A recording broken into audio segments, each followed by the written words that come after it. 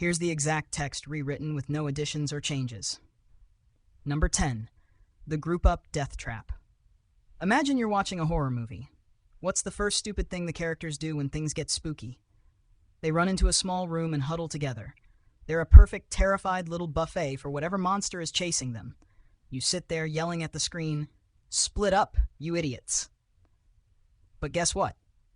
In a real-life panic, your brain would do the exact same thing. It's called herding behavior, a deeply ingrained survival instinct that tells us there's safety in numbers. Logically, you know that a group of people is a bigger, easier target for a predator, or in a modern scenario, a crush of bodies in a disaster. But our primal wiring doesn't care about logic. It sees a bunch of other terrified humans and says, "Yep, that's where we're going. We'll face this together like a big, dumb, delicious pack of sardines." This instinct served our ancestors well against, say, a lone saber-toothed cat. But in a modern emergency, like a fire or a shooting, herding can lead to a stampede where you're trampled by the very people you sought safety with. Your ancient brain is basically telling you to form a human meat shield. Number 9. The ostrich effect. You've probably heard of the ostrich with its head in the sand myth. While ostriches don't actually do that, humans absolutely do. It's called the ostrich effect, and it's a psychological bias where we avoid negative information. When faced with a scary or dangerous situation, our first instinct isn't always to run, but to freeze and pretend it isn't happening. A loud noise in the house? Must be the wind. The smell of smoke? Someone's just grilling. We literally try to ignore the threat, hoping it'll just go away. It's a defense mechanism meant to reduce anxiety, but it leaves us totally exposed. You'll see this in people who refuse to evacuate during a hurricane, or even those who avoid getting medical checkups because they're afraid of a bad diagnosis.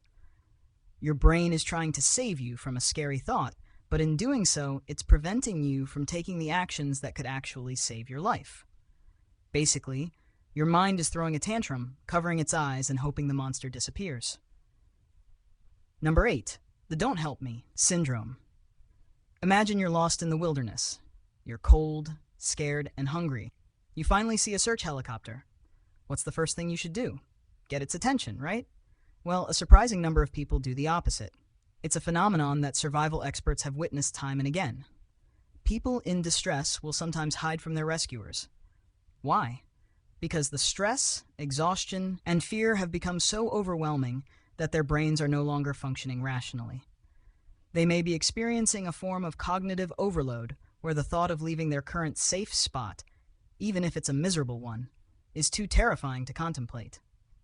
Their brains are so focused on the immediate perceived threat of their environment that they can't process the larger, more hopeful reality of rescue. It's a tragic paradox. The very moment salvation arrives is the moment your mind decides it's too much to handle. Your body becomes a cage, trapping you in a cycle of fear, even as the key is being dangled right in front of you. Here's the exact text rewritten with no additions or changes. Number 7. The self-sabotage search.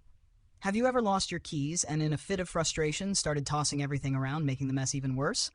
That's your primal brain going into full meltdown mode.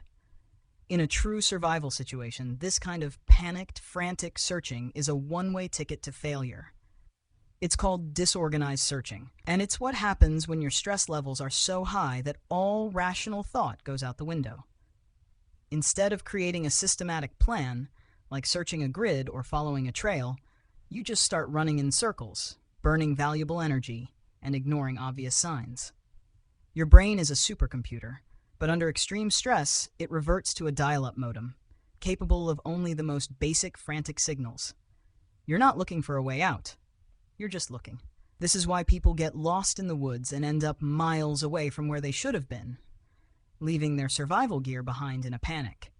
The very thing you're searching for becomes a casualty of your own frantic search. Number 6. The lone wolf.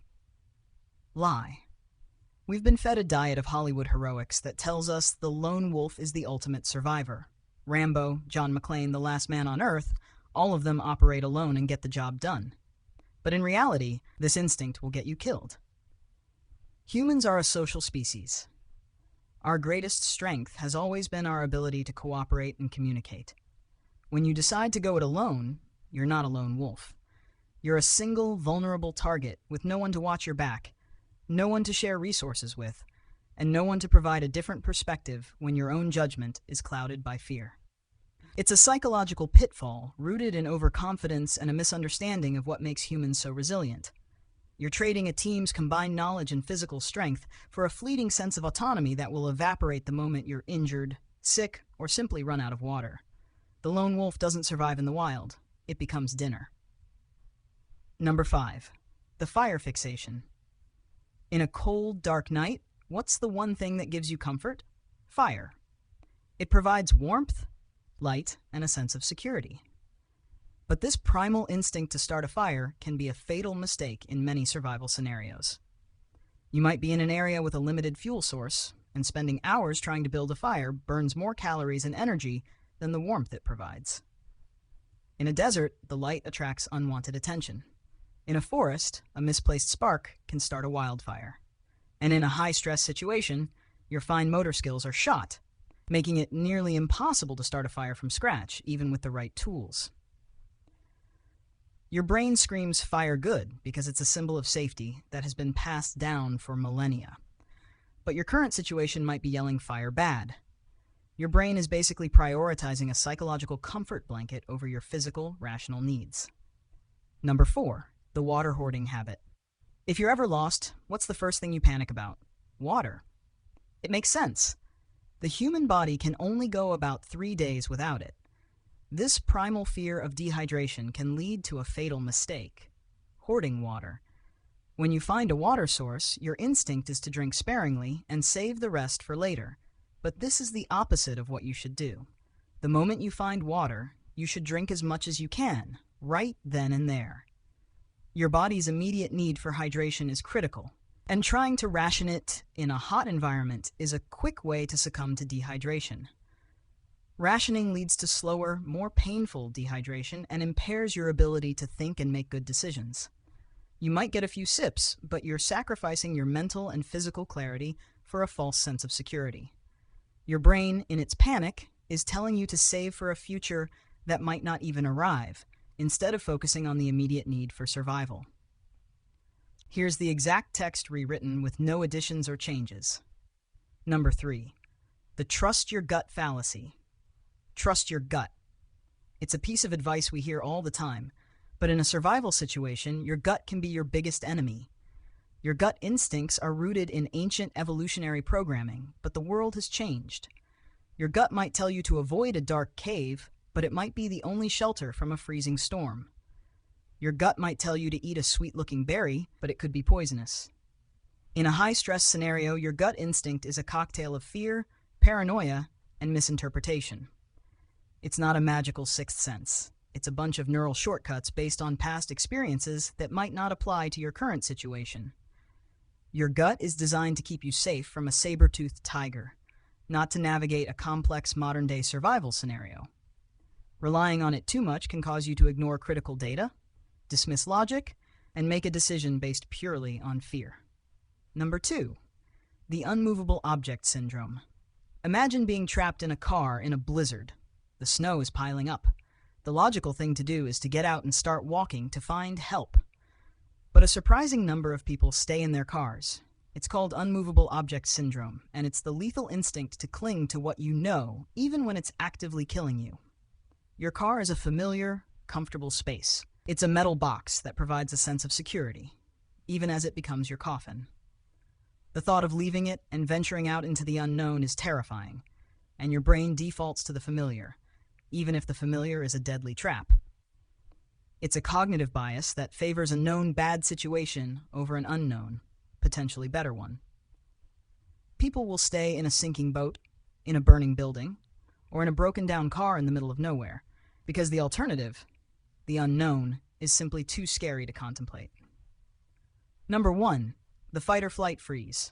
You've heard of fight or flight, but there's a third, more common and often more dangerous response: freeze. When you're faced with an overwhelming threat, your body can just shut down. This isn't a conscious choice. It's a primal neurological reaction where your brain says the threat is too big. We can't fight it. We can't run from it. We're just going to pretend to be a statue and hope it goes away. The fight or flight response is an all or nothing affair. And in a scenario where neither of those options seems viable, your body hits the emergency brake. This can happen in a car accident, during a physical assault, or even when you see a snake. You become a deer in the headlights, completely paralyzed and unable to react. In a world full of complex threats, the freeze response can be the single most dangerous instinct of all, turning you from an active survivor into a helpless victim in a fraction of a second.